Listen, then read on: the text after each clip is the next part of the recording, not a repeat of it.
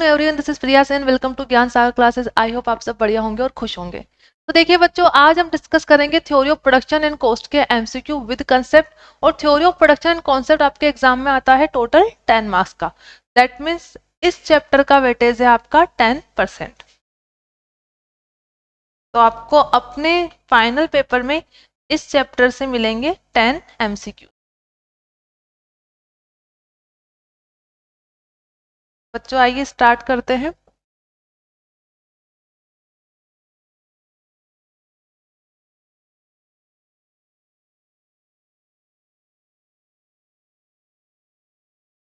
चलिए question number 1 देखते हैं। क्वेश्चन नंबर 1 क्या बोल रहा है? विच of the following is considered production in economics? इसमें से कौन सी एक्टिविटी को इकोनॉमिक्स के अंदर प्रोडक्शन माना जाएगा? तो देखिए, इकोनॉमिक्स में बच्चों प्रोडक्शन उन्हीं एक्टिविटीज को मानते हैं जो कमर्शियल पर्पस से की जाती है या जो अपने आप में इकोनॉमिक एक्टिविटी होती है। That means economics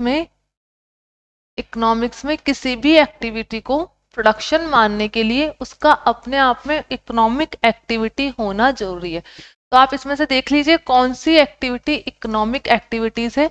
that means कौन सी एक्टिविटी मनी अर्न करने के लिए की जा रही है। टिलिंग ऑफ सोइल का मतलब होता है मिट्टी की टिलिंग करना। टिलिंग ऑफ सोइल आपको पता ही है, जब फार्मर्स फार्मिंग करते हैं उससे पहले सोइल की उन्हें टिलिंग करनी पड़ती है। Singing a song before friends, क्या किसी फ्रेंड के सामने सॉन्ग गाना कोई इकोनॉमिक एक्टिविटी? क्या इसके बदले में आपको कुछ फीस रेमुनरेशन मिलने वाला है? बिल्कुल नहीं। देखिए, अगर कोई सिंगर किसी कॉन्सर्ट में गाना गाता है और वहां से वो उनका पेमेंट लेता है या उनसे कोई फीस चार्ज करता है या अपना रेमुनरेशन लेते हैं, तो वहां पे क्या होगा? वो उनकी इकोनॉमिक एक्टिविटी होगी। बट किसी दोस्त के सामने आपको गाना गाने पे ऐसा कोई रेमुनरेशन नहीं मिलता, तो इकोनॉमिक एक्टिविटी नहीं होगी। Preventing a child from falling into a manhole on the road, ये तो बिल्कुल ethical activity. Generally ethical activities आपकी इकोनॉमिक एक्टिविटीज नहीं बनती। यहाँ पे आपने एक बच्चे को मैनहोल में गिरने से बचाया, ये भी इकोनॉमिक एक्टिविटी नहीं होगी। Painting a picture with pleasure, ठीक है, आपने खुद की खुशी के लिए एक पेंटिंग बनाई है, ठीक है। यही पेंटिंग अगर आप मार्केट में सेल करने के लिए बनाते तो ये अपने आप में इकोनॉमिक एक्टिविटी होती है जिसको हम प्रोडक्शन कंसिडर कर लेते हैं। बट आपने खुद के प्लेजर के लिए बनाई तो ये भी इकोनॉमिक एक्टिविटी नहीं होगी या प्रोडक्शन नहीं होगा। तो इसमें से एक ही इकोनॉमिक एक्टिविटी हो गया है टिलिंग ऑफ सोइल, और इकोनॉमिक एक्टिविटीज को ही हम प्रोडक्शन काउंट करते हैं। तो इसका आंसर क्या होगा? ऑप्शन ए। तो देखिए, आइडेंटिफाई द करेक्ट स्टेटमेंट्स, इसमें से हमें करेक्ट स्टेटमेंट को आइडेंटिफाई करना है। The average product is at its maximum when marginal product is equals to average product. The law of increasing return to scale relate to the effect of change in factor proportion. Economies of scale arise only because of indivisibility of factor of proportion. Internal economies of scale can occur when industry expands beyond optimum. तो पहले हम इन चारों को detail में समझना पड़ेगा, तभी हम इसका आंसर दे पाएंगे। क्या बोला गया? एपी अपने मैक्सिमम पॉइंट पे होता है जब एमपी क्या होता है? एपी के इक्वल होता है। हमें करेक्ट स्टेटमेंट आइडेंटिफाई करना, तो पहले हम देखते हैं पहले वाले ऑप्शन को हम कैसे देखेंगे। देखिए, जो टीपी, एपी और एमपी होता है, इन तीनों का रिलेशन देखते हैं हम शॉर्ट रन के अंदर। और शॉर्ट रन में कौन सा लॉ काम करता है? शॉर्ट रन में लॉ काम करता है लॉ ऑफ वेरिएबल प्रपोर्शन। इसको ऊपर लिख लेते हैं हम। ऑप्शन ए को हमें कैसे देखना है? यहाँ पे टीपी, एपी और एमपी के बारे में हमें पता होना चाहिए। टीपी, एपी, एमपी काम करता है लो शॉर्ट रन में, और ये लो काम करता है लो वेरिएबल प्रपोर्शन के ऊपर। Short run and this is based on law of variable proportion. Low variable proportion क्या बोलता है? एक फैक्टर को जब हम फिक्स रखते हैं और अदर्स को चेंज करते हैं या वेरिएबल करते हैं, चेंज या वेरी, तो इनिशियली टीपी क्या होता है? इंक्रीज होता है। उसके बाद टीपी पहुंचता है मैक्सिमम लेवल पे। टीपी इसके बाद पहुंचता है मैक्सिमम लेवल पे, और फिर टीपी होने लग जाता है डिक्लाइन या डिक्रीज।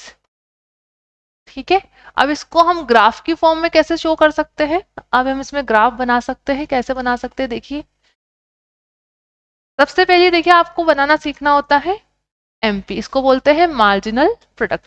और what is marginal product? Marginal product ये बताता है कि जब मैं अपने फिक्स फैक्टर को तो फिक्स ही रखूंगी, उसमें कोई चेंज नहीं करूंगी, उसको कांस्टेंट रखूंगी, लेकिन फिक्स फैक्टर के साथ जैसे ही हम वेरिएबल फैक्टर को चेंज करते हैं तो इनिशियली जो भी प्रोडक्ट इंक्रीज होगा हर एडिशनल लेवल के आने से, उसी को हम क्या बोलते हैं? Marginal product.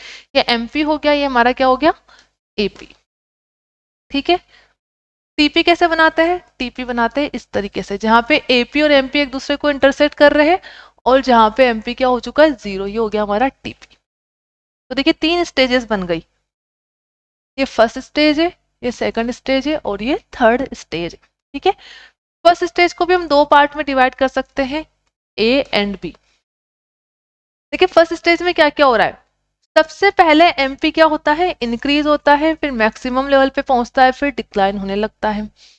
और जब एपी और एमपी एक दूसरे को इंटरसेक्ट करते हैं तो टीपी क्या होता है? इंक्रीज विद इंक्रीजिंग रेट होता है यहां तक। ठीक है, इसको वापस देखिए, यहां पूरा तक नहीं होता, जहां तक एमपी मैक्सिमम है, जहां तक एमपी मैक्सिमम है वहां तक टीपी इंक्रीज होता है विद इंक्रीजिंग रेट से, और जहां से एमपी डिक्लाइन होने लगता है यहां से यहां तक, तो इस पॉइंट से लेके इस पॉइंट तक टीपी इंक्रीज होता है विद डिक्रीजिंग रेट से। और जब एमपी डिक्लाइन होता है तो टीपी भी क्या होता है? डिक्लाइन होता है। यहाँ से क्वेश्चन भी आता है कि एमपी का जो स्लोप होता है वो किस पे डिपेंड करता है? टीपी के ऊपर। या टीपी का जो स्लोप होता है वो किससे रिलेटेड होता है? एमपी पे। ये बात ध्यान रखना, टीपी और एमपी का स्लोप एक दूसरे से कनेक्टेड है। इनिशियली जब एमपी इंक्रीज होगा तो टीपी इंक्रीज होगा विद इंक्रीजिंग रेट से, जब एमपी डिक्लाइन होता है तो टीपी इंक्रीज तो होता है बट विद डिक्रीजिंग रेट से, और जब एमपी नेगेटिव होता है तो टीपी डिक्लाइन होना स्टार्ट हो जाता है। ये तो टीपी और एमपी का रिलेशन हो गया। एमपी और एपी में भी रिलेशन है, देखिए उसमें कैसे देखेंगे। इनिशियली एपी इंक्रीज होता है और फर्स्ट स्टेज के एंड तक वो इंक्रीज ही होता है, सेकंड और थर्ड स्टेज में वो डिक्लाइन होने लगता है। एमपी कर्व एपी कर्व को इंटरसेक्ट करता है उसके मैक्सिमम पॉइंट पे, ये एपी का मैक्सिमम पॉइंट है, और एपी के मैक्सिमम पॉइंट पे एमपी उसको इंटरसेक्ट करता हुआ नीचे नेगेटिव हो जाता है। ठीक है, तो यहाँ पे देखिए फर्स्ट में क्या बोला गया है? The AP is at its maximum when MP is equals to AP। तो पहला ही आपका सही है। MP क्या होता है अपने आप में? AP क्या होता है? MP नहीं, AP। AP अपने आप में क्या होता है? मैक्सिमम होता है। और कब होता है? जब MP उसको कट करता है। ठीक है, ये वाली चीज वापस देखिए, एपी यहाँ पे क्या होता है? मैक्सिमम होता है। और कब? जब एमपी उसको कट करता है। तो पहला ही सही हो गया अपना, तो पहला बिल्कुल सही है। एग्जाम में आपको सारे रीड नहीं करने, एग्जाम में तो आपको अगर लग गया कि पहला बिल्कुल आप श्योर हो तभी सही करना है, लेकिन अभी हम चारों को समझेंगे। बी क्या बोला गया? The law of increasing return to scale relate to the effect of change in factor proportion. जो लॉ ऑफ इंक्रीजिंग रिटर्न होता है वो वहां पर आपके फैक्टर प्रपोर्शन में चेंज होता है। ये स्टेटमेंट गलत है, और कैसे गलत है वो हमें देखना पड़ेगा। देखिए इंक्रीज रिटर्न टू स्केल कौन से पीरियड में काम करता है? अगर मैं प्रोडक्शन फंक्शन की बात करूं तो प्रोडक्शन फंक्शन होता है टेक्निकल रिलेशन, किसके किसके बीच में? इनपुट एंड आउटपुट के बीच में। ठीक है, और इसी प्रोडक्शन फंक्शन को हम 2 पार्ट में या 2 टाइप का मान सकते हैं। एक होता है शॉर्ट रन और दूसरा होता है long run. Short run production function और लॉन्ग रन प्रोडक्शन फंक्शन। अब इनमें हम सेग्रीगेशन किस बेसिस पे करते हैं? शॉर्ट रन प्रोडक्शन फंक्शन वो प्रोडक्शन फंक्शन होता है जहां पे हम कुछ फैक्टर ऑफ प्रोडक्शन को ही चेंज कर सकते हैं और कुछ वहां पे क्या रहेंगे? हमारे वेरिएबल रहेंगे। लॉन्ग रन में हम सारे फैक्टर ऑफ प्रोडक्शन को चेंज कर सकते हैं। तो शॉर्ट रन में हमारे 2 टाइप के फैक्टर ऑफ प्रोडक्शन होंगे, फिक्स्ड भी होंगे और वेरिएबल भी होंगे। बट लॉन्ग रन में हमारे सारे कैसे होंगे? वेरिएबल होंगे। शॉर्ट टर्म प्रोडक्शन फंक्शन जिस लो पे काम करता है उसको हम क्या बोलते हैं? लो ऑफ वेरिएबल प्रपोर्शन। और लॉन्ग रन जिस लॉ पे काम करता है उसको हम बोलते हैं रिटर्न टू स्केल। अब फैक्टर, प्रपोर्शन और रेशियो किसमें चेंज होता है? देखिए फैक्टर, प्रपोर्शन, रेशियो चेंज होगा शॉर्ट रन में। क्यों होगा? बिल्कुल लॉजिकल बात है। जब मैं एक फैक्टर को फिक्स रखूंगी तो ये तो फिक्स ही रहेगा। जैसे लैंड का एग्जांपल लेते जो अल्फ्रेड मार्शल ने कल्टीवेशन ऑफ लैंड का एग्जांपल लेके बताया था कि जैसे हम लैंड को फिक्स रखते हैं और लेबर जो कि मेरा वेरिएबल फैक्टर है उसको इंक्रीज करते हैं तो टीपी क्या होगा? इंक्रीज। देखिए यहाँ पे रेशियो चेंज हो गया। पहले 1:1 था, फिर 1:2 हो गया, फिर 1:3 हो गया, फिर 1:4 हो गया। बट रिटर्न टू स्केल में सारे फैक्टर ऑफ प्रोडक्शन वेरिएबल होते हैं तो यहाँ पे प्रपोर्शन तो कांस्टेंट रहता है बट क्वांटिटी चेंज होती है। प्रपोर्शन कांस्टेंट क्यों रहता है? जिस फैक्टर में लैंड को चेंज करते हैं सेम फैक्टर या प्रपोर्शन में, या जिस रेशियो में लैंड को चेंज करते हैं सेम प्रपोर्शन या रेशियो में हमें लेबर को भी चेंज करना होता है। जैसे लैंड और labour.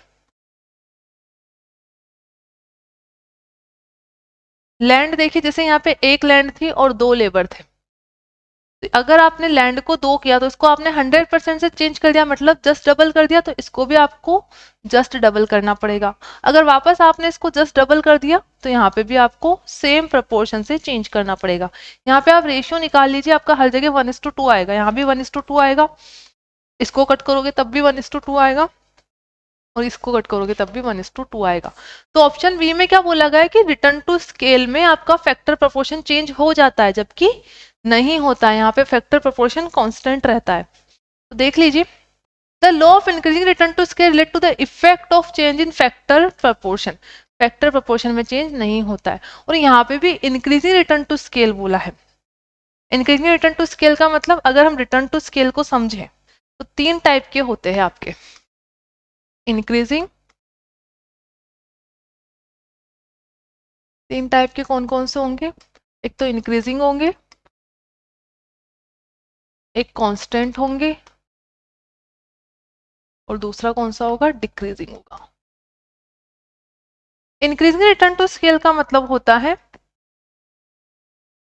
Proportionate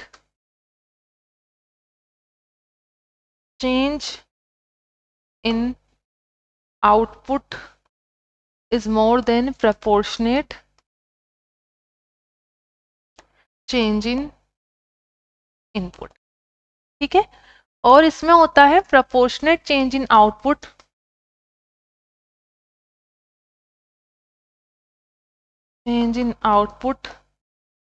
is equals to proportionate change in input। और यहाँ पे क्या होता है? proportionate change in output is less than proportionate change in input।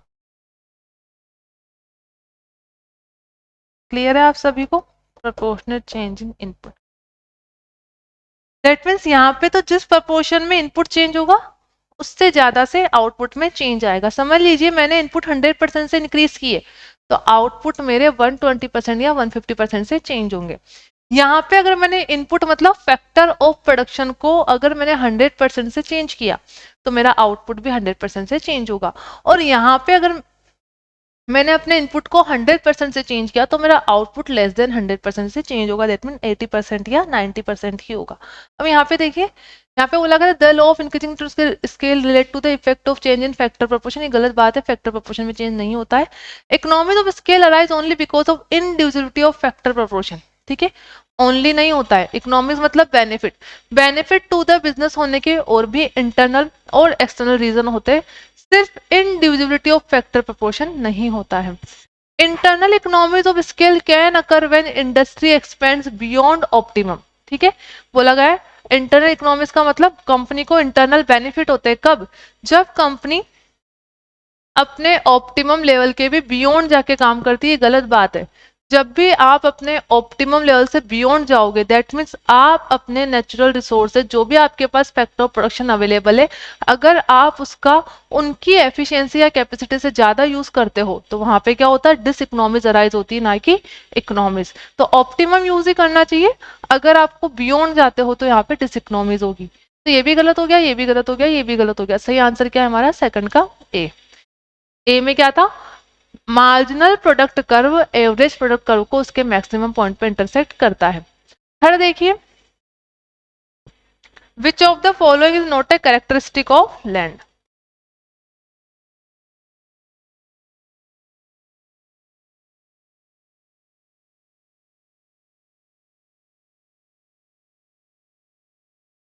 इसमें से कौन सी लैंड की कैरेक्टरिस्टिक नहीं है। आपको पता है लैंड अपने आप में क्या होता है, फैक्टर ऑफ प्रोडक्शन होता है, और लैंड ही सबसे पहले आता है, तो most important factor of production भी आपका लैंड ही होता है। क्या बोला गया, supply for the economy is limited, ये बिल्कुल सही बात है। लैंड की सप्लाई अपने आप में क्या होती है, लिमिटेड होती है। इसी वजह से लैंड का सप्लाई कर्व कैसा बनता है, parallel to O Y axis. यहाँ क्वांटिटी दिखाते हैं या प्राइस दिखाते हैं, प्राइस में कितना भी चेंज हो जाए क्वांटिटी हमेशा कांस्टेंट रहती है। इट इज इमोबाइल, ये भी बिल्कुल सही बात है, ये इमूवेबल होता है। इमोबाइल का मतलब क्या होता है, इमूवेबल। क्लियर है, तो ए भी सही है, बी भी सही है। हमसे नोट पूछा गया है तो नोट देखते हैं, थर्ड और फोर्थ में क्या बोला गया है। ऑप्शन सी है, it's usefulness depends on human effort, ये भी बिल्कुल सही बात है। ह्यूमन एफर्ट ज्यादा होंगे तो यूजफुलनेस भी ज्यादा होगी, अगर वहां पर कम लोग कम एफिशिएंसी से काम करेंगे तो उसकी यूजफुलनेस नहीं हो पाएगी, ये भी बिल्कुल सही है। It is produce by our forefather, forefather का मतलब क्या होता है, फोर फादर का मतलब क्या होता है, हमारे पूर्वज लोग। क्या लैंड हमारे पूर्वजों ने बनाई थी, नहीं, लैंड हमें नेचर से मिली, तो ये अपने आप में एक नेचुरल फैक्टर ऑफ प्रोडक्शन है। जो भी चीज ह्यूमन बना सकता है वो अपने आप में लिमिटेड नेचुरल रिसोर्स हो ही नहीं सकती, लेकिन लैंड तो अपने आप में कैसा है, लिमिटेड रिसोर्सेज है। तो ये हमारे फोर फादर्स ने नहीं बनाई थी, ये हमें नेचर से मिली है, तो इसका आंसर क्या होगा, option D. Question number 4, which of the following statement is true, इसमें से कौन सा सही है। देखिए आपके एग्जाम में ऐसे क्वेश्चन नहीं आते इसमें से कौन सा गलत है कौन सा सही है, आपसे डायरेक्ट आपको पता लग जाएगा ए होगा, बी होगा, सी होगा या डी होगा। यहाँ पर ये क्वेश्चन इसलिए दे रखे ताकि आपके कंसेप्ट क्लियर हो जाए। अगर आप मॉड्यूल के सारे क्वेश्चन सोल्व कर लेते हो तो आप एग्जाम में, तो इससे पेपर तो आपका इस लेवल से तो ईजी आता है, तो आप इजीली अटेम्प्ट कर पाओगे। क्या बोला गया, accumulation of capital depends only on income of individual. बोला गया जो कैपिटल को हम अक्यूमुलेट करते हैं वो डिपेंड किस पे करेगा, इंडिविजुअल की इनकम पे करेगा। सिर्फ सोलली का मतलब only on income of the individual, ऐसा नहीं है सिर्फ इनकम पे डिपेंड नहीं करता है, इस बात पे भी डिपेंड करता है कि इनकम का कितना पार्ट कंज्यूम हो रहा है और कितना सेव हो रहा है। ठीक है, तो सिर्फ सोलली नहीं होता, और भी चीजें होती है जो कैपिटल अकुमुलेशन को इम्पैक्ट करती है। तो ए गलत हो गया, हमसे सही पूछा गया है। Saving can be influence by government policies, बिल्कुल सही बात है। गवर्नमेंट अपनी टैक्स रेट में चेंज करके सेविंग को इंक्रीज या डिक्रीज कर सकती है, तो ये भी स्टेटमेंट सही है, तो ये हमारा आंसर तो नहीं होगा। स्टेटमेंट दोनों सही है इस वजह से। अच्छा, ट्रू पूछा गया था ना, तो ये बी वाला तो सही है अपना। ठीक है, क्या बोला गया, saving can be influence by government policies, तो इसका आंसर क्या हो जाएगा, ऑप्शन बी, सेविंग इन्फ्लुएंस कर सकती है गवर्नमेंट पॉलिसीज के थ्रू। सी देख लेते, सी क्यों नहीं होगा, external economics go with size and internal economics with location. ठीक है, पहले तो हमें एक्सटर्नल इकोनॉमिक्स और इंटरनल इकोनॉमिक्स का मतलब पता होना चाहिए। एक्सटर्नल इकोनॉमिक्स का मतलब होता है बिजनेस को किसी आउटसाइडर रीजन की वजह से बेनिफिट होना, और इंटरनल इकोनॉमिक्स का मतलब होता है बिजनेस को अपने इंटरनल मैनेजमेंट या डिसीजन की वजह से कोई बेनिफिट होना।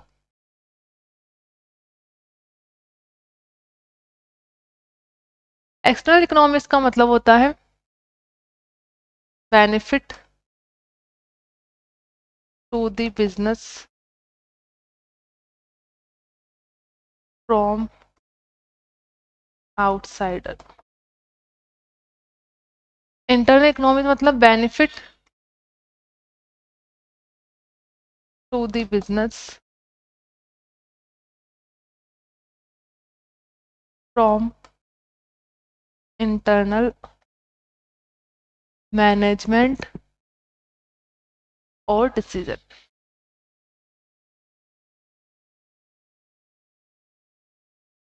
या डिसीजन। ठीक है, तो अब देखते हैं यहाँ पे क्या बोला गया था आपको कि इंटरनल इकोनॉमिक्स या external economics go with size and internal economics with location. ये उल्टा लिखा हुआ है।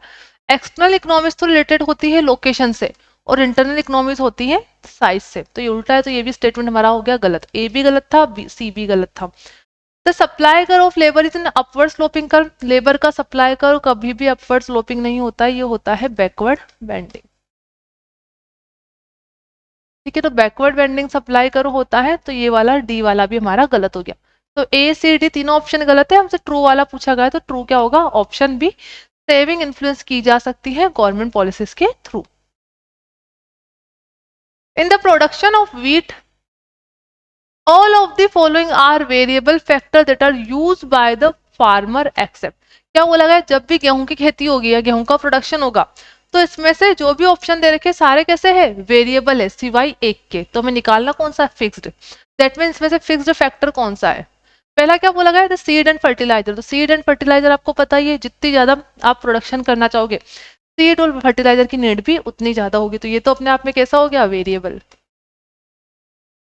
The field that has been cleared of trees and in which the crop is planted। Field की बात हो रही है, फील्ड मतलब लैंड, और लैंड अपने आप में क्या होती है? फिक्स्ड। तो इसका आंसर क्या हो जाएगा? Option B. सी देख रहे थे, tractor. Tractor use by farmer in planting and cultivation. Tractor भी अपने आप में बहुत सारे ट्रैक्टर की जरूरत पड़ेगी, जितना ज्यादा बड़ा एरिया उतने ज्यादा ट्रैक्टर की जरूरत पड़ेगी, तो ये भी अपने आप में क्या हो गया? Variable. The number of hours. Number of hours तो अपने आप में क्या है? वेरिएबल है। जितना ज्यादा काम उतना ज्यादा घंटे काम करना पड़ेगा।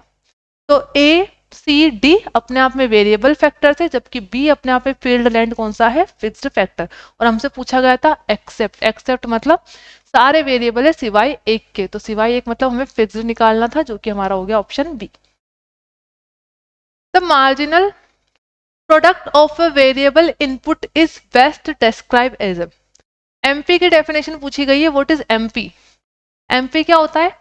एक एडिशनल फैक्टर ऑफ प्रोडक्शन का यूज करने से मेरा टोटल प्रोडक्शन में कितना चेंज होता है। तो एडिशनल फैक्टर ऑफ प्रोडक्शन कौन सा होगा? हमारा लेबर, क्योंकि शॉर्ट रन में हम लैंड तो कांस्टेंट रखते हैं, लेबर को चेंज कर सकते हैं। तो एक एडिशनल लेबर के आ जाने से टोटल प्रोडक्शन में कितना चेंज होता है वो एमपी बताता है। तो ऑप्शन है देखिए, total product divided by the number of units of variable input. बोला गया टीपी को अगर मैं नंबर ऑफ यूनिट्स, नंबर, अगर टीपी को मैं वेरिएबल इनपुट से डिवाइड करूं तो क्या एमपी आएगा? नहीं। टीपी को वेरिएबल इनपुट से डिवाइड करते तो क्या आता है? एपी आता है। तो ऑप्शन ए तो नहीं होगा। The additional output resulting from 1 unit increase in the variable input. Option B इसका सही आंसर होगा। मेरे टोटल आउटपुट में कितना चेंज होता है या एडिशन होता है वेरिएबल इनपुट में इंक्रीज हो जाने की वजह से, तो इसका आंसर होगा ऑप्शन बी। सी क्यों नहीं होगा? The additional output resulting from a 1 unit increase in both the variable and fixed input. ये गलत है। मार्जिनल प्रोडक्ट जब हम कैलकुलेट करते हैं तो हमें फिक्स्ड वाले को चेंज नहीं करना होता है, फिक्स्ड का वहां पे कोई रोल नहीं होता, सिर्फ वेरिएबल को ही कंसिडर करना होता है, तो ये भी गलत हो गया। The ratio of the amount of the variable input that is being used to the amount of the fixed input that is being used. तो फिर से फिक्स्ड इनपुट की बात हो रही है, लेकिन मार्जिनल प्रोडक्ट हमेशा वेरिएबल फैक्टर ऑफ प्रोडक्शन पे ही डिपेंड करेगा, तो इसका आंसर क्या होगा? Option B. 7 देखिए, डिमिनिशिंग मार्जिनल रिटर्न्स इम्प्लाइज। ठीक है, क्या बोला गया है? ये जो हम एमपी कर्व बनाते हैं, इनिशियली ये इंक्रीज होता है, मैक्सिमम पहुंचता है, फिर डिक्लाइन होने लगता है। तो ये जो डिमिनिशिंग एमआर या डिमिनिशिंग एमपी है वो किस वजह से होता है? मार्जिनल प्रोडक्ट कम होना है, मार्जिनल रेवेन्यू जब कम होगा जब हमारी कॉस्ट क्या होगी? इंक्रीज होगी। तो इसमें कॉस्ट इंक्रीज वाला ऑप्शन कौन सा है? Option C. सब जगह तो डिक्रीज ही हो रही है, जब डिक्रीज होगी तो आपका रिटर्न थोड़ा ना डिमिनिश होगा। अगर कॉस्ट डिक्रीज होगी या कॉस्ट इंक्रीज होगी। अच्छा एक मिनट, यहाँ पे क्या बोला गया है? डिमिनिशिंग मार्जिनल रिटर्न पूछा गया ना, आपका रिटर्न कम हो रहा है, तो रिटर्न कम हो रहा है और यहाँ पे डिक्रीजिंग कॉस्ट लिखा हुआ है, तो जब कॉस्ट डिक्रीज होगी तो रिटर्न तो इंक्रीज होगा, तो जहां जहां पे डिक्रीज है उसको हटा देंगे। एमआर मेरी कम कब होगी? जो मेरी कॉस्ट इंक्रीज होगी। 7 का आंसर होगा ऑप्शन सी। 8th में देखिए, the short run as economist use the phrase is characterize by. Short run किसको बोलते हैं? इकोनॉमिस्ट। इकोनॉमिस्ट शॉर्ट रन उसको बोलते हैं जहां पे कुछ फैक्टर ऑफ प्रोडक्शन फिक्स रहते हैं और जहां पर कुछ फैक्टर ऑफ प्रोडक्शन वेरिएबल रहते हैं। दैट मीन शॉर्ट रन में हमेशा हमारे दो टाइप के फैक्टर ऑफ प्रोडक्शन होंगे, फिक्स्ड एंड वेरिएबल। देख लेते हैं यहाँ पे, at least one fix factor of production firms neither living nor entering the industry. बोला गया कम से कम एक फिक्स फैक्टर होगा, और आपको पता है शॉर्ट रन में कोई भी फर्म ना तो मार्केट छोड़ के जा सकती है, ना ही नई फर्म एंटर कर सकती है। तो अभी ए को होल्ड करते हैं, ए सही लग रहा है, बी सी डी भी देख लेते हैं। बी क्या है? Generally a period which is shorter than 1 year. यहाँ पे कोई टाइम का कंसेप्ट नहीं होता शॉर्ट रन में, तो बी तो नहीं होगा। All factor of production are fix and no variable input. ठीक है, कभी भी कोई भी बिजनेस ऐसा नहीं होगा जहाँ पे सारे फैक्टर ऑफ प्रोडक्शन फिक्स्ड है। ठीक है, हमेशा कुछ फिक्स रहेंगे, कुछ वेरिएबल रहेंगे, तो ये तो हमारा आंसर नहीं होगा। All inputs are variable. All inputs variable कब होते हैं? लॉन्ग रन में होता है। ठीक है, तो बी सी डी तीनों ही नहीं होंगे। हमारा आंसर क्या होगा? ऑप्शन ए, जहां पे एक फिक्स्ड है बाकी क्या है? वेरिएबल है। यहाँ पे देखिए वेरिएबल लिखा हुआ नहीं है एक्सप्लिसिटली, ये इम्प्लाइड बात है। क्या बात है? इम्प्लाइड। अगर लिखा हुआ है at least one factor is fixed, that mean बाकी बचे वो कैसे होंगे? वेरिएबल होंगे। तो इसका आंसर क्या होगा? ऑप्शन ए।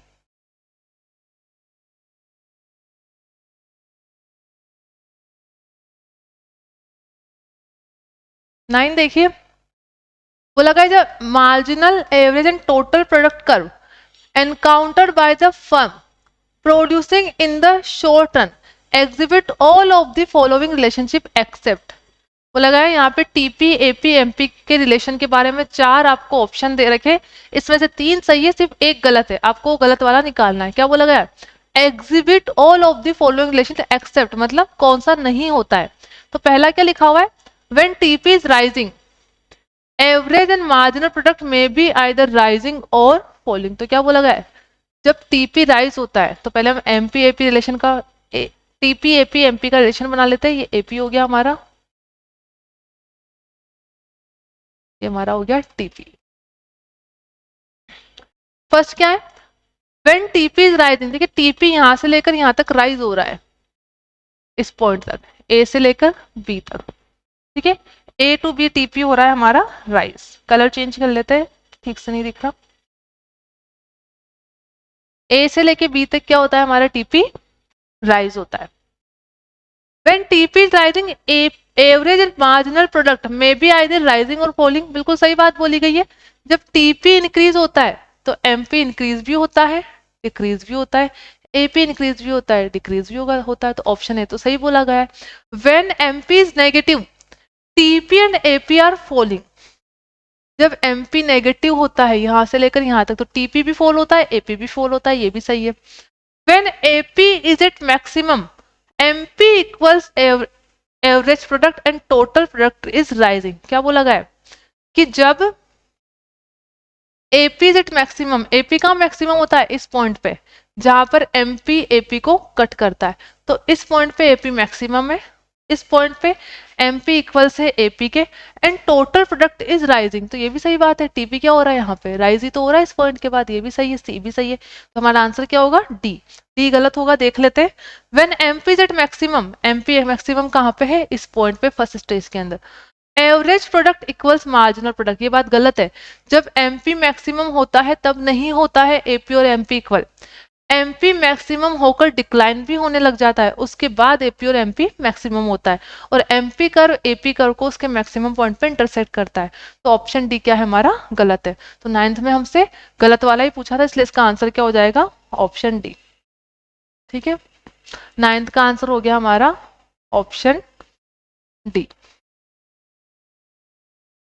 10 देखिए, to economics the main difference between the short run and long run is that.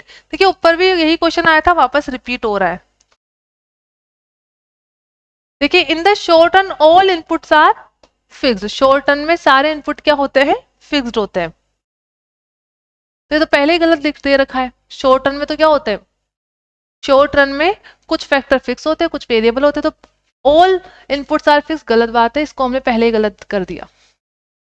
In the short run, the firms varies all of its input to find the least cost combination of input. तो क्या बोला है, short run में firm very करती है अपने सारे input को फाइंड करने के लिए, जहां पे वो क्या इनकट करेगी, least cost combination of input. अभी इसको होल्ड करके रखते हैं कि ये सही लग रहा है, सही देखते हैं। इन the short run at least one of the firms input level is fixed, ये भी सही है कि शॉर्ट रन में कम से कम फर्म का क्या होगा, एक फैक्टर, एक जो इनपुट होगा फिक्स रहेगा। In the long run the firm is making a constant decision about how to use existing plant and equipment efficiently. तो क्या बोला गया है इसके अंदर कि लॉन्ग रन में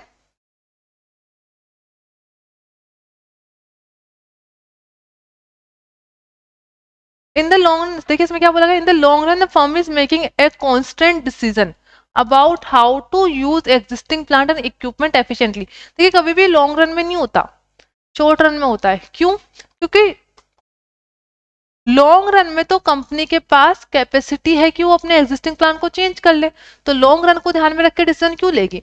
शॉर्ट रन में जो प्लांट कैपेसिटी होती है वो फिक्स रहती है, इसलिए ये भी हमारा हो गया गलत। बी में क्या था, इन the short run the firms varies all of its input, ये भी गलत है। देखिए शॉर्ट रन में क्या लिखा हुआ है, फर्म अपने सारे इनपुट को चेंज कर सकती है, जबकि एक फैक्टर क्या रहेगा, फिक्स रहेगा, एक रहेगा वेरिएबल। तो ये भी गलत हो गया, ये भी गलत हो गया और ये भी गलत हो गया। इसका सही आंसर क्या बनेगा हमारे ऑप्शन सी। शॉर्ट टर्म में कम से कम एक फैक्टर क्या रहेगा आपका, फिक्स रहेगा। 10th का हो गया सी। 11, विच of the following is the best definition of the production function. इसमें से प्रोडक्शन फंक्शन की बेस्ट डेफिनेशन कौन सी है। देखिए प्रोडक्शन फंक्शन का मतलब होता है इनपुट और आउटपुट के बीच में रिलेशन बताना, और वो भी कौन सा रिलेशन होता है, टेक्निकल या इकोनॉमिकल। ध्यान रखना आप ये बात कि प्रोडक्शन का मतलब होता है रॉ मटेरियल को फिनिश गुड्स में कन्वर्ट करना। कहीं भी हम प्रोडक्शन फंक्शन में ये नहीं पढ़ते कि मिनिमम कॉस्ट में कन्वर्ट करना, ये हम कॉस्ट फंक्शन में पढ़ते हैं। तो इकोनॉमिक का मतलब होता है मिनिमम कॉस्ट में करना, ठीक है। लेकिन प्रोडक्शन फंक्शन बताता है टेक्नोलॉजी का यूज करके कैसे हम अपने लिमिटेड रिसोर्सेज को यूज करके मैक्सिमम आउटपुट को रिसीव कर सकते हैं। देखते हैं इसमें आंसर कौन सा बनेगा। प्रोडक्शन फंक्शन की सही डेफिनेशन कौन सी है, the relationship between market price and quantity supply. ये गलत है, ठीक है, मार्केट प्राइस और क्वांटिटी सप्लाई का रिलेशन नहीं बताता। The relationship between the firms total revenue and cost of production, ये भी गलत है, रेवेन्यू और कॉस्ट का रिलेशन भी नहीं बताता है। The relationship between the quantities of input needed to produce a given level of output, ये सही है, ठीक है। यहाँ पे इनपुट भी आ गया और आउटपुट भी आ गया, तो इसका आंसर क्या होगा, ऑप्शन सी। डी में क्या है, the relationship between the quantity of input and the firms marginal cost of production, ये भी गलत है, ठीक है। इनपुट और कॉस्ट की रिलेशन नहीं बताता, इनपुट और आउटपुट का रिलेशन बताता है। तो 11th का आंसर क्या होगा, ऑप्शन सी। नेक्स्ट पढ़िए तब तक 12th।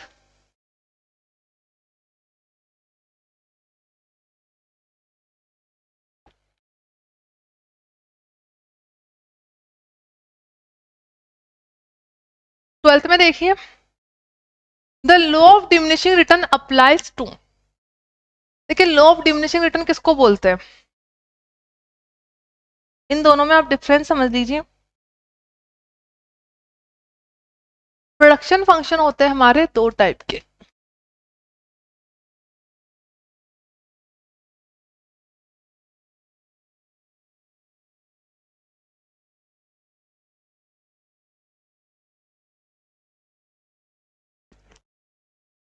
शॉर्ट रन और लॉन्ग रन।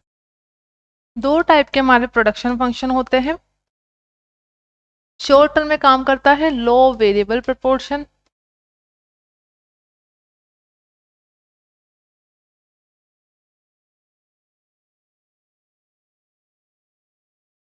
और लॉन्ग रन में काम करता है रिटर्न टू स्केल, ठीक है। लॉ ऑफ वेरिएबल प्रोपोर्शन क्या बताता है, टीपी एपी एमपी के बीच में रिलेशन, ये हमारा है एमपी और ये हमारा है एपी और ये है हमारा टीपी, ये हो गया हमारा टीपी। देखिए ये जो स्टेजेस के नाम है, पहली को हम फर्स्ट बोलते हैं, इसको सेकंड बोलते हैं, इसको थर्ड बोलते हैं, ठीक है। यहाँ से लेकर यहाँ तक सेकंड है, यहाँ से लेकर यहाँ तक फर्स्ट और यहाँ से लेकर यहाँ तक थर्ड है। इन स्टेजेस के नाम पढ़े हैं एमपी के बिहेवियर के ऊपर कि एमपी कैसे बिहेव करता है।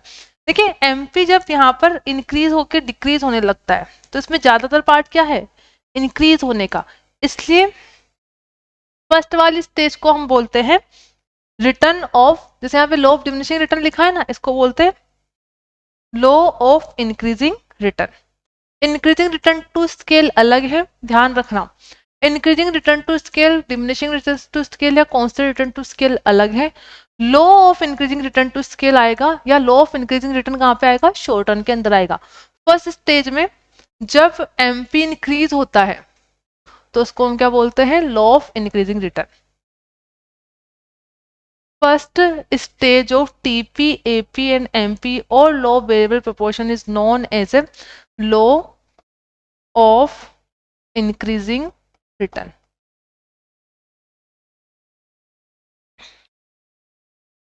सेकंड स्टेज क्या जानी जाती है, किस नाम से जानी जाती है, सेकंड स्टेज जानी जाती है, देखिए यहाँ पे एमपी डिक्लाइन होने लग गया तो इसको बोलते हैं लॉ ऑफ डिमिनिशिंग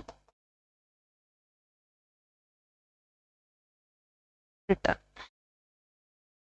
और थर्ड को हम किस नाम से जानते हैं, थर्ड स्टेज को law of negative return. Because देखिए यहाँ पे ये क्या हो चुका है, एमपी नेगेटिव हो चुका है तो इसको बोलते हैं हम लॉ ऑफ नेगेटिव। ये तो हो गया हमारा law of increasing return, diminishing return और negative return. Return to scale में एक आता है हमारा इंक्रीजिंग रिटर्न टू स्केल जो हम पहले ही पढ़ चुके हैं, कांस्टेंट रिटर्न टू स्केल और डिमिनिशिंग रिटर्न टू स्केल। हमसे पूछा क्या गया है, the law of diminishing return apply to, तो आपको पता है लॉ ऑफ डिमिनिशिंग रिटर्न किसको बोलते हैं, लॉ ऑफ वेरिएबल प्रपोर्शन या शॉर्ट रन प्रोडक्शन फंक्शन। हमारा 3 स्टेज में हम देख सकते हैं, फर्स्ट सेकंड थर्ड। तो सेकंड स्टेज होती है उसको क्या बोलते हैं हम, लॉ ऑफ डिमिनिशिंग रिटर्न। तो ये कहाँ पे होगा, इन the short run but not in the long run, क्योंकि लॉन्ग रन में तो आपका रिटर्न टू स्केल काम करता है ना कि लॉ ऑफ डिमिनिशिंग रिटर्न। तो 12th का आंसर होगा option A.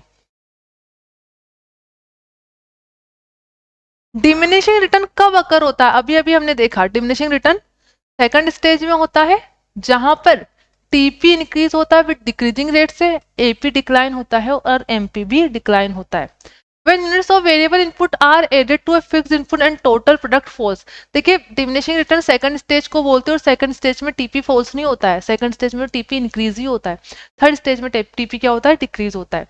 When units of variable input are added to a fixed input and marginal product fall, क्या सेकंड स्टेज में मार्जिनल प्रोडक्ट फॉल्स होता है, ये बात सही है, ठीक है, होता है। When the size of the plant is increased in the long run, long run में तो ये लोही काम नहीं करता तो ये गलत हो गया।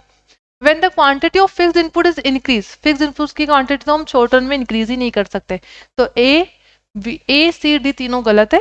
बी सही बोला गया है कि जब वेरिएबल इनपुट मतलब लेबर को इंक्रीज करते हैं शॉर्ट रन में एक फैक्टर को फिक्स रख के, तो मार्जिनल प्रोडक्ट हमारा क्या होता है, फॉल होता है। इसको देख भी लीजिए यहाँ पे, ये सेकंड स्टेज हमारी डिमिनिशिंग रिटर्न है, यहाँ पे एमपी क्या हो रहा है, फॉल हो रहा है। तो इसका आंसर क्या हो जाएगा, ऑप्शन बी, 13 का हो गया बी। 14 से 16 में आपको इस टेबल को देख के आंसर देना है। आइए देखते हैं, आवर्स ऑफ लेबर दे रखा है, टोटल आउटपुट दे रखा है और मार्जिनल प्रोडक्ट दे रखा है। तो पहले इस टेबल को हम कंप्लीट कर लेते हैं। देखिए टेबल को कैसे कंप्लीट करेंगे, 0 आवर्स लेबर था तो ना तो टोटल आउटपुट होगा ना मार्जिनल प्रोडक्ट होगा, ये तो ठीक है, यहाँ पे कुछ नहीं होगा। एक यूनिट को बनाने पर 1 आवर्स ऑफ लेबर से आपके 100 यूनिट बनती है, टोटल आउटपुट आता है और मार्जिनल प्रोडक्ट भी क्या रहेगा, 100 रहेगा। जब दूसरे आवर्स ऑफ लेबर काम होता है तो 80 और एक्स्ट्रा बनती है, टीपी कितना हो जाएगा, 100 प्लस 80, यहाँ पे कितना आ जाएगा, 180, ठीक है। और यहाँ पर आपको 3 आवर्स काम होने पर 240 टोटल आउटपुट बनता है, तो यहाँ पे क्या आएगा, 240 माइनस 180 मतलब 60। क्लियर है, अब देखते हैं what is the total output when 2 hours of labour are employed. जब 2 घंटे काम होता है तो टोटल आउटपुट क्या होता है, जब 2 घंटे काम होगा तो कितना होगा, 180। तो 14 का आंसर क्या होगा, option C.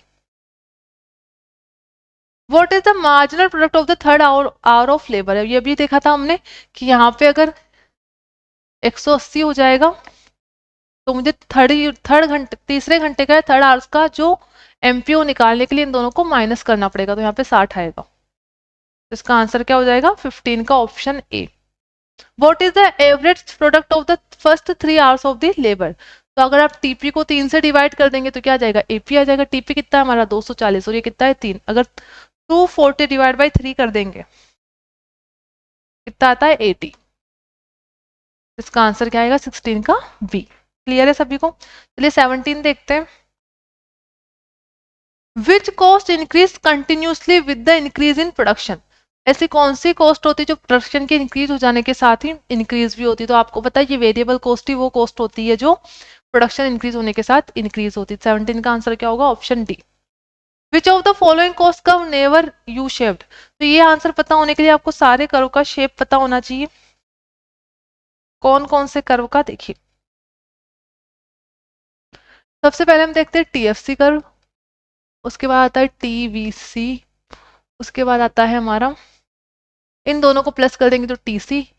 TFC divide by Q बनता है AFC, TVC divide by Q बनता है एवीसी, और टीसी डिवाइड बाय क्यू बनता है एसी। और एक और बच गई हमारे लास्ट में जो होती है marginal cost.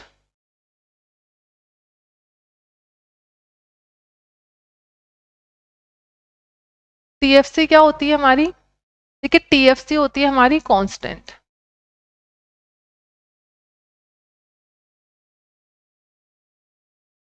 Total fix cost होती है हमारी कांस्टेंट। भले ही हम कितना भी प्रोडक्शन कर ले, Q1 Q2 या Q3, ये रहती है हमारी कांस्टेंट। इसको क्या बोलते हैं, TFC, total fixed cost. TVC क्या होती है, टीवीसी होती है हमारी इन्वर्टेड एस शेप। टीसी कैसे बनती है हमारी, टीसी देखिए यहाँ पे देखिए, हम पहले ऊपर यही बना लेते हैं क्योंकि इतना स्पेस सही से नहीं बन पा रहा है ये, तो इसको हम अभी बाद में बना लेंगे। ये टीएफसी हो गया, ये टीवीसी हो गया, जो कि बनती है इन्वर्टेड एस शेप की। और टीसी कैसे बनती है, क्योंकि टीसी होती है टीएफसी प्लस टीवीसी, तो इन दोनों को कैसे ऐड करके बनाएंगे हम, सबसे पहले हम टीएफसी बना देंगे और फिर यहाँ पे मैंने टीसी बना दिया। क्लियर है। तो टीसी कभी भी जीरो नहीं होती है, ठीक है, टीसी कभी भी जीरो नहीं होगी, इसलिए उसका ओरिजिनेटिंग पॉइंट कहाँ से रहता है, टीएफसी के स्टार्टिंग पॉइंट से। इसके बाद हम देखते हैं टीएफसी से कौन सी कॉस्ट बनती है हमारी, एएफसी, टीवीसी से बनती है एवीसी, और टीसी से बनती है एसी। देखिए टी टी एएफसी का शेप होता है, एवरेज फिक्स कॉस्ट का शेप होता है रेक्टेंगुलर हाइपरबोला। ठीक है, ये हमेशा डिक्रीज ही होगी, कभी भी किसी भी एक्सिस को टच नहीं करेगी। एवीसी का होता है हमारा यू शेप, एसी का भी होता है यू शेप, और मार्जिनल कॉस्ट का भी क्या होता है, यू शेप होता है। ठीक है, ये सारे आपको याद रखने। इसको क्या बोलते हैं, parallel to O X axis, इसको बोलते हैं इन्वर्टेड एस शेप, इसको भी टीसी को भी इन्वर्टेड एस शेप बोलते हैं। बट ये स्टार्ट कहाँ से होती है, आपके टीएफसी के स्टार्टिंग पॉइंट से। एएफसी को रेक्टेंगुलर हाइपरबोला बोलते हैं और कभी भी किसी भी एक्सिस को टच नहीं करती। एवीसी होती है यू शेप की, एसी होती है यू शेप की, और एमसीबी होता है यू शेप का। चलिए अब देखते हैं क्या पूछा गया है। विच of the following cost curve is never U shaped, इसमें से कौन सा कभी भी यू शेप का नहीं होगा। तो देखिए एसी भी यू शेप का होता है, एमसी भी यू शेप का होता है, और एवीसी भी यू शेप का ही होता है, बट एएफसी यू शेप का नहीं होता है। इसको हम बोलते हैं रेक्टेंगुलर हाइपरबोला। क्लियर है, तो इसका आंसर क्या होगा, 18 का answer option D. Total cost in the short run is classified into fix cost and variable cost. Which one of the following is a variable cost. बोला गया है कि जो हम टोटल कॉस्ट होती है उसमें से कुछ फिक्स होती है कुछ वेरिएबल होती है। फिक्स कॉस्ट वो कॉस्ट होती है जिसको हम प्रोडक्शन के अकॉर्डिंग चेंज कर सकते हैं और वेरिएबल को नहीं चेंज कर सकते। तो पूछा गया है इसमें से कौन सी है। कॉस्ट ऑफ रॉ मटेरियल क्या होती है, वेरिएबल कॉस्ट होती है। कॉस्ट ऑफ इक्विपमेंट क्या होती है, हमारी फिक्स्ड कॉस्ट होती है। इंटरेस्ट पेमेंट भी हमारी क्या होती है, वेरिएबल पूछा गया है ना। इंटरेस्ट कॉस्ट भी क्या होती है, हमारी फिक्स कॉस्ट होती है। और पेमेंट ऑफ रेंट भी क्या होती है, हमारी फिक्स कॉस्ट होती है। दैट मीन्स इक्विपमेंट तो आपको पता ही हमारा कैपिटल एक्सपेंडिचर होता है। इंटरेस्ट पेमेंट कैसे फिक्स्ड कॉस्ट होती है, भले ही आप प्रोडक्शन करो या कितना भी प्रोडक्शन करो, आपने जो बिल्डिंग ले रखी है उसका रेंट आपको देना ही देना पड़ेगा, तो आपकी फिक्स कॉस्ट हो गई। आपने लोन लेके बिजनेस स्टार्ट किया है तो भले आपको प्रॉफिट हो रहा है लॉस हो रहा है, प्रोडक्शन करो, अपनी प्रोडक्शन एक्टिविटीज को रोक दो, चाहे कुछ भी करो, आपको इंटरेस्ट पेमेंट करना ही करना पड़ेगा। पेमेंट ऑफ रेंट पहले ही देख लिया, ठीक है, तीनों फिक्स्ड होते हैं, इसलिए आंसर क्या हो जाएगा 19 का option A. In the short run, when the output of a firm increases, it's average fix cost हमेशा डिक्रीज होती है, ठीक है, इसलिए इसका कर्व क्या होता है, रेक्टेंगुलर हाइपरबोला होता है। जैसे जैसे आउटपुट इंक्रीज होगा फिक्स कॉस्ट पर यूनिट क्या होती है, डिक्रीज होती है। तो इसका आंसर क्या होगा, 20 का D. Which one of the following is also known as a planning curve, planning हमेशा लॉन्ग रन के लिए होती है, तो इसको क्या बोलते हैं, एलएससी कर्व या long run average cost curve. Clear है, ये भी समझ लीजिए, यहाँ से भी क्वेश्चन आता है बार बार। एक होता है हमारा एसएससी कर्व और एक होता है एलएससी कर्व, दोनों ही यू शेप के होते हैं, बस डिफरेंस क्या होता है, ये हमारा एसएससी कर्व है, short run average cost curve. और एवरेज कॉस्ट कैसे बनती है हमारी, एएफसी प्लस एबीसी। आपको पता है एएफसी रेक्टेंगुलर हाइपरबोला होता है, एबीसी यू शेप होता है, और दोनों ही मिलके कैसे बन जाते हैं, अल्टीमेटली यू शेप का बन जाता है। बट एलएससी कर्व कैसे बनता है, एलएससी कर्व बनता है बहुत सारे एसएससी कर्व से मिलकर, ठीक है। जैसे मैंने बहुत सारे एसएससी कर्व बनाए, तो एलएससी कर्व का जो फॉलिंग पार्ट है एसएससी कर्व के फॉलिंग पार्ट पे टेंजेंट होगा, ये मिनिमम पे होगा, और वापस जो राइजिंग पार्ट होगा वो राइजिंग पार्ट पे होगा। तो यहाँ पे मैंने कर दिया एलएससी, ठीक है। ये बहुत सारे एसएससी कर्व से मिलके बना होता है। तो एक्चुअल में जो प्लानिंग हो, एक्चुअल में जो प्रोडक्शन होता है वो कहाँ पर होता है, शॉर्ट रन में होता है। जनरली आप देखिए जो बुक्स ऑफ अकाउंट्स में बनते हो कितने पीरियड के बनते हैं, 1 साल के बनते हैं, क्योंकि प्रोडक्शन को हमेशा शॉर्ट रन में ध्यान में रख के करा जाता है। इसलिए एसएससी कर्व का दूसरा नाम प्रोडक्शन कर्व भी है, और इसी को हम प्लांट कर्व भी बोलते हैं, production curve plus plant curve, ठीक है। बट हमेशा प्लानिंग लॉन्ग रन के लिए होती है, इसलिए लॉन्ग रन एलएससी कर्व को हम क्या बोलते हैं, प्लानिंग कर्व भी बोलते हैं, साथ में इसको एनवलप कर्व भी बोलते हैं, और इसको बोट कर्व भी बोलते हैं। जैसे ये बोट जैसा दिख रहा है, नाव जैसा, इसलिए इसका नाम क्या हो गया, बोट कर्व।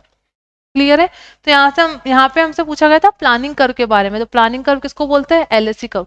एलएससी कर्व मतलब long run average cost curve.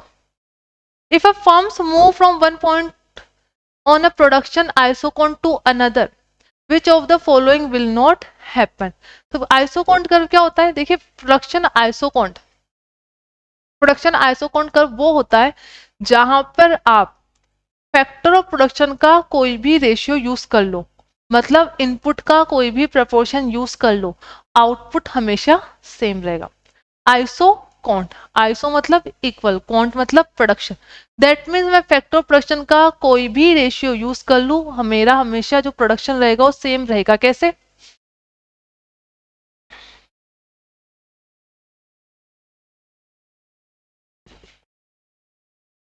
Production iso can't curve. समझिए यहाँ पे मैंने लैंड की क्वांटिटी दिखाई, यहाँ पे लेबर की दिखाई, और मैंने आइसोकोंट कर्व बनाया। अगर मैं लेबर और लैंड का ही रेशियो यूज करूं तब भी 100 यूनिट बनेगी, ये यूज करूं तब भी 100 बनेगी, और ये यूज करूं तब भी 100 बनेगी। ऐसा क्यों हो रहा है, बिकॉज अगर मैं लैंड लेबर की ज्यादा यूज कर रही हूँ तो लैंड की कम करती हूँ, जैसे ही मैं लैंड की क्वांटिटी इंक्रीज करती हूँ तो लेबर कम हो जाती है, जैसे ही मैं लैंड की और क्वांटिटी कम करती हूँ तो लेबर और इंक्रीज हो जाती है। दैट मीन्स यहाँ पे जब फैक्टर का प्रपोर्शन चेंज होता है, तो या तो लैंड ज्यादा हो रही होगी तो लेबर कम हो रही होगी, या लेबर ज्यादा हो रही होगी तो लैंड कम कम हो रही होगी। तो यहाँ पर आप कोई सा भी रेशियो यूज कर लो दोनों का, हमेशा आपका प्रोडक्शन क्या होगा, इक्वल ही बनेगा। तो यहाँ पे पूछा क्या गया है हमसे, if a firm moves from one point to a production isocon to another, which of the following will not happen। तो क्या नहीं होगा, हमारा प्रोडक्शन चेंज नहीं होगा। तो कहाँ पे लिखा हुआ है ये, a change in the level of output, आपका लेवल ऑफ आउटपुट में चेंज नहीं होगा। इसका आंसर क्या होगा, ऑप्शन डी। इसमें से कौन सा कंसेप्ट मार्जिनल कॉस्ट से क्लोजली रिलेटेड है। देखिए मार्जिनल कॉस्ट क्या होती है, मार्जिनल कॉस्ट ये बताती है कि जैसे ही मैं अपना प्रोडक्शन इंक्रीज करती हूँ तो मेरी एडिशनल कॉस्ट कितनी लगी है।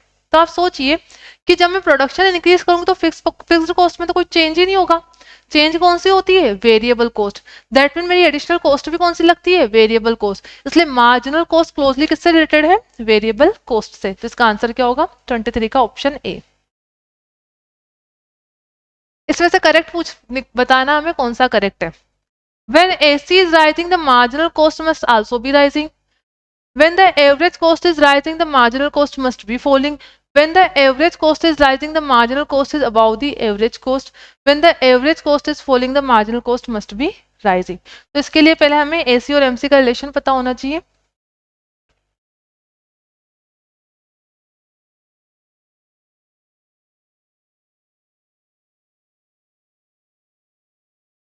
देखिए, इसको हम बनाते हैं.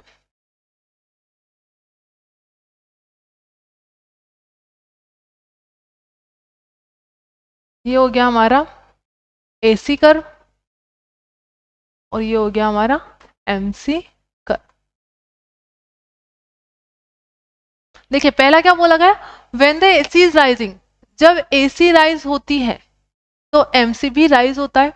ठीक है, देखिए लेकिन जरूरी नहीं है जब AC राइज हो रहा है तभी MC राइज हो रहा है. ठीक है, MC तो इसके थोड़ा सा पहले से ही भी राइज होने लग जाता है. ठीक है, जब AC डिक्लाइन होता है तब भी MC राइज होने लग जाता है. यहाँ पे क्या लिखा हुआ है, when AC is rising the marginal cost must also भी राइजिंग. ये कोई जरूरी बात नहीं है. जब AC यहाँ पे डिक्लाइन था तभी यहीं से MC कर्व क्या हो गया, स्टार्ट हो गया. तो पहले वाला गलत है आपका. When the AC is rising, the marginal cost must be falling. जब AC राइज होता है तो AC राइज कहाँ हो रहा है, AC राइज हो रहा है यहाँ पे. क्या बोला गया, जब AC राइज होता है तो MC फॉल होता है. गलत है, जब AC राइज होता है तो MC भी क्या होता है, राइज ही होता है. तो ये वाला स्टेटमेंट भी हो गया हमारा गलत. When the average cost is rising, the marginal cost is above the average cost. क्या बोला गया, जब AC राइज होता है तो मार्जिनल कॉस्ट इसके ऊपर होता है. ये बात बिल्कुल सही है. ठीक है, जब AC राइज होता है MC इसके ऊपर होता है. तो इसका आंसर क्या होगा, ऑप्शन सी.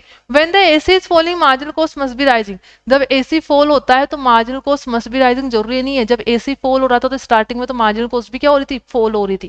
तो तीनों स्टेटमेंट A B D गलत है, बट ऑप्शन सी सही है. ऑप्शन सी में क्या बोला गया था, ऑप्शन सी में बोला गया था जब AC राइज होता है तो marginal cost curve above the AC curve होता है. क्लियर है. 25 देखिए, which of the following is example of explicit cost. तो इसको समझने से पहले हमें कंसेप्ट पता होना चाहिए, व्हाट इज एक्सप्लिसिट कॉस्ट और what is implicit cost. Explicit cost and implicit cost. देखिए एक्सप्लिसिट कॉस्ट का मतलब होता है accounting cost.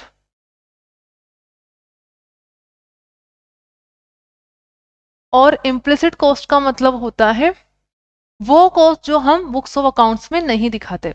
The cost which is not shown in the books of accounts. और एक्सप्लिसिट कॉस्ट का मतलब होता है the cost which is shown in the books of account. अब बुक्स ऑफ अकाउंट्स में हम कौन सी कॉस्ट दिखाते हैं, जैसे कॉस्ट ऑफ रॉ मटेरियल,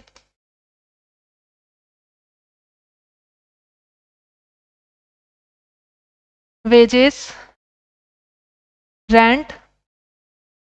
ठीक है, ये सब दिखाते. Salary to employ.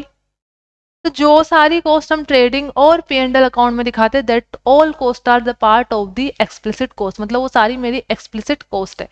Implicit cost क्या होती है, वो कॉस्ट तो है बट हम इनको बुक्स ऑफ अकाउंट्स मतलब ट्रेडिंग और P&L में नहीं दिखाते हैं. जैसे समझ लीजिए इम्प्लिसिट कॉस्ट कैसे होगी, मेरे पास एक घर है, बिल्डिंग है. ठीक है, मुझे अब बिजनेस स्टार्ट करना है. तो दो केसेस हो सकते हैं. मेरी खुद की बिल्डिंग है,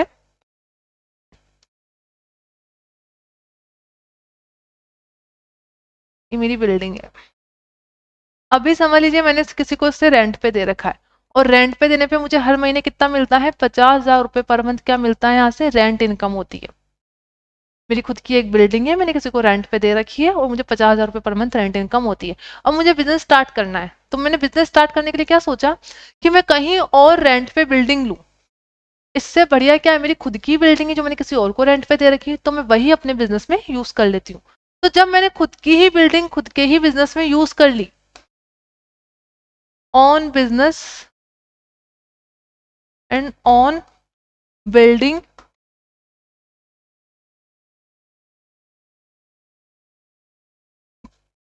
यूज, जब मैंने खुद की ही बिजनेस में खुद की ही बिल्डिंग यूज कर ली, तो क्या मुझे रेंट इनकम मिलेगी क्या.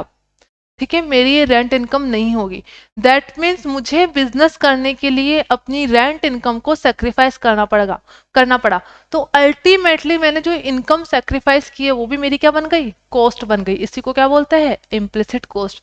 और देख सकते हैं मुझे बिजनेस करने के लिए कैपिटल की जरूरत है, लेकिन मेरे पास बैंक में जो डिपॉजिट अमाउंट है वही पैसा मैंने अपने बिजनेस में यूज कर लिया, तो क्या उस डिपॉजिट पे अब मुझे इंटरेस्ट मिलेगा? तो मैंने वो कैपिटल यूज करने के लिए अपनी इंटरेस्ट इनकम को फोरगोन किया है। That is the part of my implicit cost. तो इम्प्लिसिट कॉस्ट क्या होती है, cost of self owned factor of production, cost of self owned factor of production.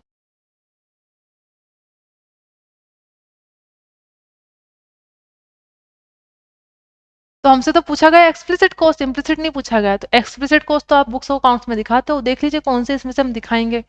The wages a proprietor could have made by working as an employ of a large firm, ये implicit cost है। क्या बोला गया है, एक proprietor है, एक person है जो बिजनेस कर रहा है, अगर वो बिजनेस नहीं कर रहा होता तो किसी बड़ी कंपनी में काम कर रहा होता, और किसी बड़ी कंपनी में काम कर रहा होता तो उसे वेजेस या सैलरी मिल रही होती। तो यहाँ पे उसने अपने बिजनेस करने के लिए खुद की सैलरी या वेजेस को सेक्रीफाई किया है, तो ये अपने आप में क्या बनती है, इम्प्लिसिट कॉस्ट। तो ये एक्सप्लिसिट नहीं है।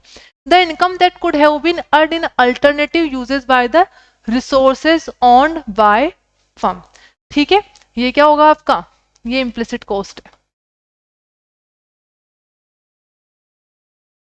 कैसे बना implicit cost, the income that could have been earned in alternative uses by the resources owned by the firm, ठीक है, जो कंपनी के रिसोर्सेज हैं उसके अल्टरनेटिव यूजेस अवेलेबल थे, बट कंपनी ने या उस पर्सन ने खुद के ही बिजनेस में यूज कर लिए, तो ये अपने आप में क्या बन गई, इम्प्लिसिट कॉस्ट। अच्छा, हमसे तो एक्सप्लिसिट पूछा है ना, अभी देखते हैं। The payment of wages bye the firm. अब देखिए पेमेंट ऑफ वेजेस तो हम कहाँ दिखाते हैं, ट्रेडिंग अकाउंट में या P&L में सैलरी दिखा देंगे। तो जो भी चीज या जो भी खर्चा हम अपने बुक्स ऑफ अकाउंट्स में दिखा देते हैं वो अपने आप में एक्सप्लिसिट या अकाउंटिंग कॉस्ट होता है। तो इसका आंसर क्या होगा, 25 का सी। नॉर्मल प्रॉफिट कोई कॉस्ट का हिस्सा नहीं बनता, तो इसको हम एक्सक्लूड कर देंगे। तो ए बी डी नहीं होगा, इसका आंसर होगा ऑप्शन सी। इसमें से कौन सा एग्जाम्पल है इम्प्लिसिट कॉस्ट का, पहला क्या बोला गया, interest that could have been earn on retain earning use by the firm to finance expansion, the payment of rent. देखिए रेंट का पेमेंट हो रहा है, तो ये तो क्या हो गया आपका एक्सप्लिसिट। इंटरेस्ट पेमेंट हो रहा है, ये भी हम P&L में दिखाते हैं, ये भी हमारा एक्सप्लिसिट हो गया। The payment of wages trading में दिखाते हैं, ये भी एक्सप्लिसिट हो गया। तो इसका आंसर क्या होगा, ऑप्शन है। ऑप्शन है, देखिए क्या बोला गया, interest that could have been earned on retained earning used by the firm to the finance expansion. क्या बोला गया, कंपनी की जो रिटेन्ड अर्निंग थी वो रिटेन्ड अर्निंग उसने खुद के एक्सपांशन में लगा दी। अगर खुद के बिजनेस एक्सपांशन में नहीं लगाई होती तो उसको कहीं इन्वेस्ट में किया होता, और इन्वेस्ट किया होता तो वहां से कोई ना कोई रिटर्न मिलता। तो यहाँ पे उसे रिटर्न को फोरगोन करना पड़ा due to expansion of the business. तो 26 का आंसर क्या होगा, option A. Use the following data to answer question 27 to 29। इस टाइप के क्वेश्चन आपके एग्जाम में बहुत आते हैं। देखिए यहाँ पे क्या दे रखा है, आउटपुट 0 1 2 3 4 5 6 दे रखा है, और टोटल कॉस्ट दे रखी है 240 330 410 480 540 610 और 690। अब देखिए यहाँ पे हो क्या रहा है, जब जीरो आउटपुट था तब भी कोई कॉस्ट लग रही है, ठीक है। यहाँ पे हमें टोटल कॉस्ट दे रखा है, टोटल कॉस्ट में कौन कौन सी कॉस्ट इंक्लूड है, TFC प्लस TVC, ठीक है, TFC प्लस TVC दोनों इंक्लूड है। तो यहाँ पर डायरेक्ट TC दे रखा है, तो पहले तो हमें इसमें से TFC और TVC को अलग करना पड़ेगा। तो कैसे अलग करेंगे, जब जीरो आउटपुट था तब भी कोई मेरी कॉस्ट लग रही थी, दैट मीन्स मेरी TFC कितनी है 240, that means her production level पे मेरी 240 रुपए तो क्या है, मेरी TFC इंक्लूड है। क्लियर हो गया, तो हर लेवल पे मेरे 240 रुपए TFC इंक्लूड है। अगर मैं इस टोटल में से TFC को हटा दूंगी तो मेरा क्या बच जाएगी, वेरिएबल कॉस्ट या TVC बच जाएगी। अब क्वेश्चन नंबर 1 देखते हैं।